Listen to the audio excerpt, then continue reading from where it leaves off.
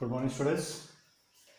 Today we will discuss about the law of conservation of linear momentum. ठीक है, अब हम linear momentum की conservation law के ऊपर स्ट्रेस डालेंगे कि conservation of law of linear momentum होता क्या है. ठीक है, अब देखो conservation of linear momentum हम लोगों ने पढ़ा हुआ है. इसके इक्वल होता है P is equal to mass into velocity. That is called the linear momentum. ठीक है, तो ये कंजर्व्ड होता है. तो इसको हम कैसे नोट करेंगे? इसकी स्टेटमेंट क्या होगी? अकॉर्डिंग टू दिस लॉ, ये जो लॉ है हमारे पास कंजर्वेशन ऑफ लीनियर मोमेंटम, क्या बोलता है? According to this law the total linear momentum of the system, जो पूरा का पूरा सिस्टम होगा, सिस्टम के अंदर कुछ भी हो सकता है, दो बॉडीज हो सकती है, सिंगल बॉडी हो सकती है. ठीक है, तो क्या बोला गया है? The total linear momentum of the system will remain constant.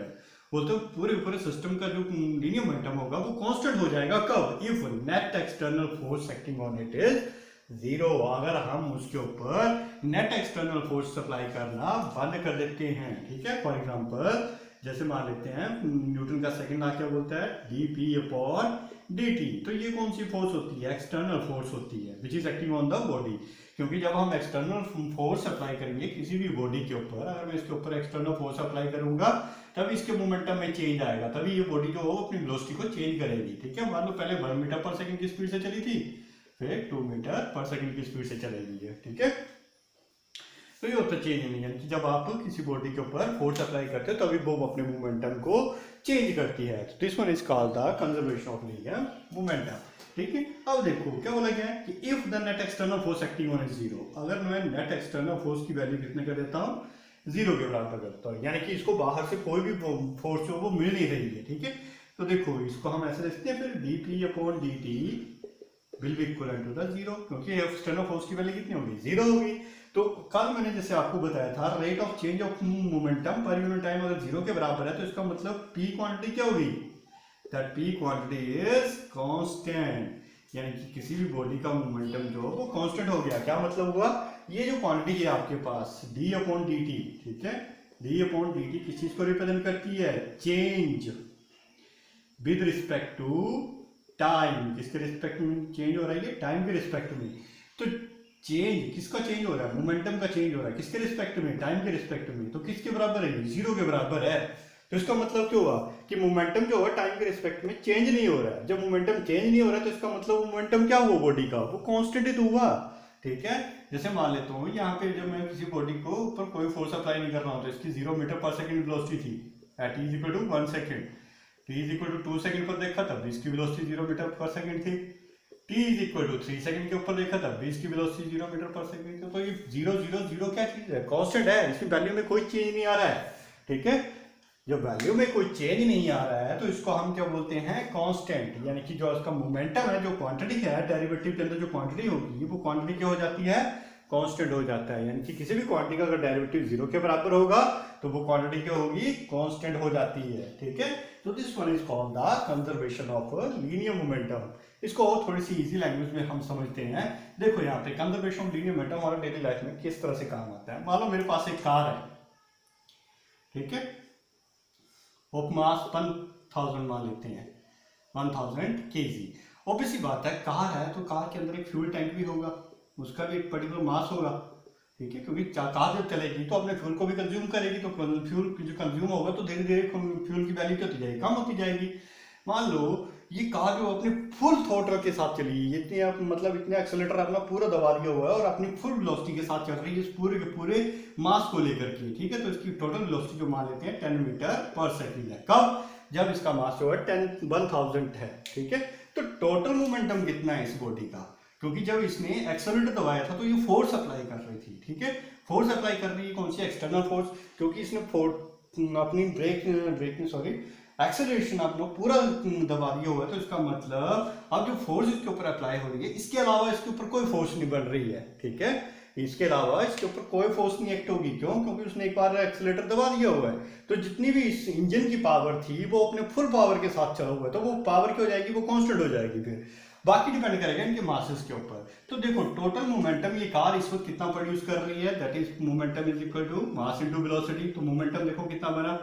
1000 multiply by 10, तो ये बन जाएगा 10,000 किलोग्राम मीटर सेकेंड इनवर्स. ये आ गया momentum of the car at the start. ठीक है, अब मान लो कुछ देर के बाद मैंने क्या किया? फिर से इस कार को चेक किया जब मैंने कुछ देर के बाद इस कार को चेक किया तो मैंने पाया कि इसका फ्यूल जो है वो कम हो गया है। फ्यूल कम हो गया तो ऑब्वियसली इसका मास कम हो जाएगा। पहले मास कितना था, 1000 था, ठीक है, और फ्यूल कंज्यूम कर रही है तो इसका मास भी क्या हो रहा है, कम होता जा रहा है। तो मान लेते हैं इसका मास जो है 500 kg रह गया, ठीक है, 500 kg रह गया, और इंजन जो अपनी फुल पावर के साथ चला हुआ है। तो ये कार क्या होगी, इसके कंपैरिजन में कार थोड़ी सी लाइटर होगी। क्या हुआ, ये कार जो है इसके कंपैरिजन में थोड़ी लाइटर होगी, हल्का होगी ये कार जो है, ठीक है। जब कार लाइटर हो रही है तो इसका मतलब इसकी स्पीड क्या हो जाएगी, इंक्रीज कर जाएगी, क्योंकि इंजन तो उसी पावर के साथ चला हुआ था। इंजन तो कार का अपनी फुल थ्रोटल के साथ चला है, इसके ऊपर कोई एक्सटर्नल फोर्स हमने अप्लाई नहीं की, क्योंकि स्टार्टिंग में हमने पूरा एक्सीलरेटर को दबा दिया हुआ था, ठीक है। तो ये फुल पावर के साथ चला है। अब जो इसकी वेलोसिटी बढ़ रही है वो किसकी वजह से बढ़ रही है, क्योंकि इसका फ्यूल कंज्यूम हो रहा है। फ्यूल जो वो कंज्यूम हो रहा है, बॉडी जो कार की पूरे सिस्टम की हल्की होती जा रही है, लाइटर होती जा रही है, तो उसकी वजह से इसकी वेलोसिटी जो वो इंक्रीज कर जाती है। तो मान लो इसकी वेलोसिटी जो बनी है 20 मीटर पर सेकेंड। बट यहाँ पे ध्यान देने वाली बात यह है कि हमने एक्सटर्नल फोर्स इसके ऊपर कोई अप्लाई नहीं की, ठीक है। तो फोर्स जो वो ऑलरेडी स्टार्टिंग से जो लगाई थी वही थी, ठीक है। तो उसको हम एक्सटर्नल फोर्स नहीं कैलकुलेट करते हैं। एक्सटर्नल फोर्स का मतलब होता है कि कार जो चली है इसके बाद हम फिर से एडिशनल फोर्स जो हम अप्लाई कर रहे हैं, ठीक है। तो यहाँ पे देखो इसका मोमेंटम, फिर यहाँ पे हमने जब चेक किया तो मोमेंटम कितना आया, 20 × 500, तो it will become 10,000 again kilogram metre per second. तो मैंने दोनों पोजीशन के ऊपर देखा, P1 और P2 दोनों की वैल्यू तो बराबर है। In that way we can say that the law of conservation of linear momentum क्या बोलता है कि total linear momentum of the system remain constant. Total momentum जो सिस्टम का वो कांस्टेंट रह गया, कांस्टेंट ही होगा हर एक पॉइंट पे। अगर आप आगे भी कार की नोटेशन देखते हो तब इसका मोमेंटम जो वो कितना हो जाएगा, 10,000 ही आएगा, क्योंकि फ्यूल और ज्यादा कंज्यूम हो जाएगा। फ्यूल और ज्यादा कंज्यूम हो रहा है तो बॉडी जो है कार की वो लाइटर होती जा रही है, तो स्पीड क्या होती जाएगी, इंक्रीज करती चली जाएगी, ठीक है। तो इस तरीके से आपका P3 मोमेंटम भी जो आएगा वो भी किसके बराबर ही होगा, 10,000 के किलोग्राम मीटर सेकेंड इनवर्स के ही बराबर आएगा ये भी। तो मतलब हर एक पॉइंट पे हमने देखा टोटल मोमेंटम में तो कोई चेंज नहीं आया, ठीक है। तो यही इस चीज का कंजर्वेशन ऑफ लीनियर मोमेंटम जो रिप्रेजेंट करता है। क्या बोला गया है कि total linear momentum of the system, क्या बोला गया, total linear momentum of the system remain constant, constant हो जाता है सिस्टम का इफ एक्सटर्नल फोर्स, यानी कि कोई भी एक्सटर्नल फोर्स अगर हम इसके ऊपर जो किसकी इक्विवेलेंट हो जाएगी, जीरो की इक्विवेलेंट। यहाँ पे मैंने इसके ऊपर फोर्स थोड़ी ना अप्लाई की, क्योंकि मैंने तो ऑलरेडी इसके एक्सीलरेटर दबा दिया हुआ था, तो ऑलरेडी जितनी थ्रोटल के साथ था वो फुल थ्रोटल के साथ चला हुआ था, ठीक है। बाकी जो चेंज आ रहा है ये तो इसके अपने मासेस और वेलोसिटीज की वजह से आ रहा था। लेकिन जब मैंने इसकी कैलकुलेशंस करके देखी तो इसमें टोटल जो मोमेंटम बन रहा था उसमें तो कोई चेंज नहीं आ रहा है, ठीक है। तो this one is called the law of conservation of linear momentum. इसी चीज को हम बोलते हैं law of conservation of linear momentum. तो ये आ जाता है हमारे पास इसकी डेरिवेशन, एफ एक्सटर्नल की वैल्यू जब हम जीरो कर देते हैं, क्योंकि यहाँ पे कोई भी एक्सटर्नल फोर्स अप्लाई नहीं हो रही है, that is equal to zero. लेकिन मोमेंटम जो है वो कितना आ रहा है, वो सेम आ रहा है सभी केसेस में, इसलिए मोमेंटम की वैल्यू यहाँ पे हमने किसके बराबर शो कर दी, कांस्टेंट के बराबर, क्योंकि टाइम के रिस्पेक्ट में कोई मोमेंटम में कोई चेंज नहीं आया। यहाँ पे मोमेंटम बह रहा, यहाँ पे बह रहा, यहाँ पे बह रहा, तो मोमेंटम जो वो क्या हो गया, कांस्टेंट हो गया। तो इसी को अगर हम पार्टिकल्स की फॉर्म में करते हैं, इन केस मान लो ये सिंगल एक बॉडी के लिए किया, मान लो हम छोटी छोटी पार्टिकल्स के लिए करते हैं, तो छोटे पार्टिकल्स के लिए हम क्या करते हैं, उन पार्टिकल्स का मोमेंटम मान लेते हैं। मान लो नंबर ऑफ पार्टिकल्स है मेरे पास, तो P1 P2 so on up to Pn number of particles हैं, ठीक है, उन सभी का मोमेंटम है, एंड पार्टिकल्स, ठीक है, उन सभी का momentum up to this one P1 P2 so on Pn।